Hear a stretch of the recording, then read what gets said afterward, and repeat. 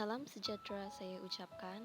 Saya Angie yang mengambil course IDA 202 dari kelas E1 kumpulan 1.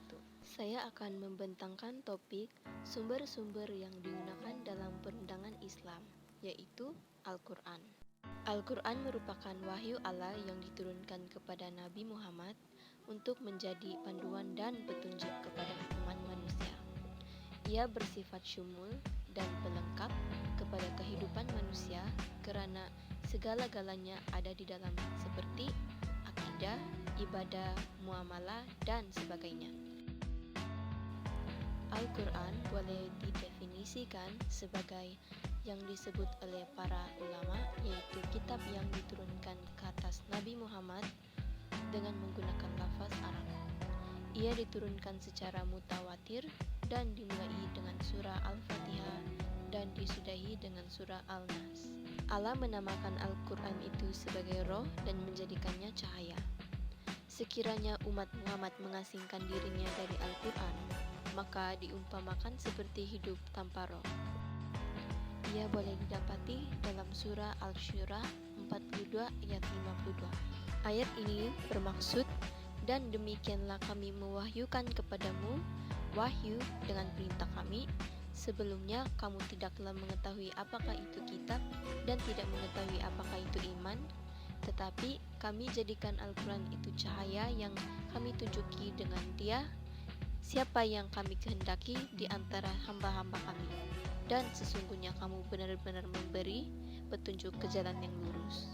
Al-Quran juga menjadi petunjuk dan pendoman bagi umat Islam menjalankan kehidupan seharian mereka. Antara kelebihan Al-Quran adalah mujizat teragung dan mujizat Nabi yang kekal hingga ke hari kiamat. Oleh itu, ia merupakan sumber undang-undang umat Islam yang paling utama. Manakala perundangan Islam pula didefinisikan sebagai hukum-hukum yang telah ditetapkan oleh Allah kepada manusia yang merangkumi aspek akidah, syariah, politik, sosial, makanan dan minuman, serta akhlak yang perlu dipatuhi. Al-Quran mempunyai 114 surah dan ayat berjumlah 6.236 ayat. Terdapat lebih kurang 500 ayat sahaja yang berhubung dengan perundangan dan selebihnya menguraikan tentang akidah dan pembentukan akhlak manusia daripada jumlah ayat tersebut.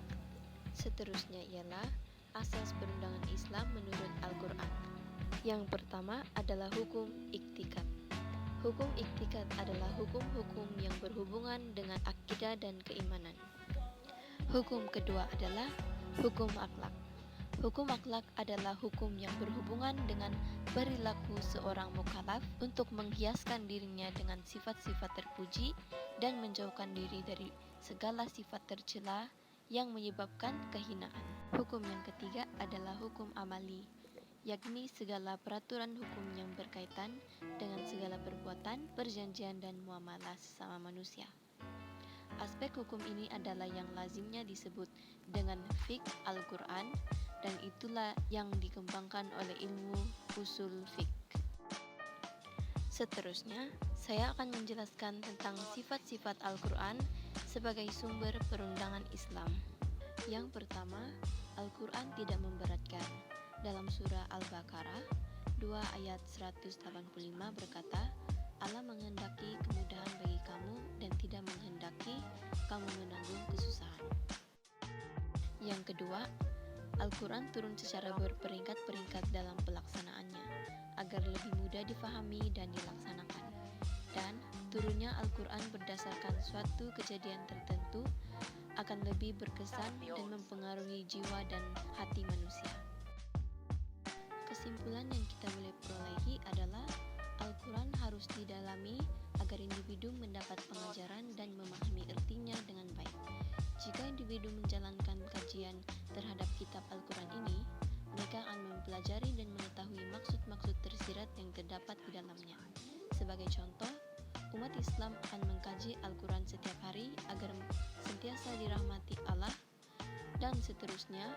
Al-Quran juga merupakan pemisah antara perkara yang halal dan haram.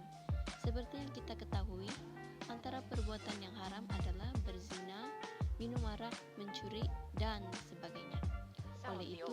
Dengan membaca dan memahami Al-Quran, individu dapat terhindar daripada perbuatan yang haram. Thank you.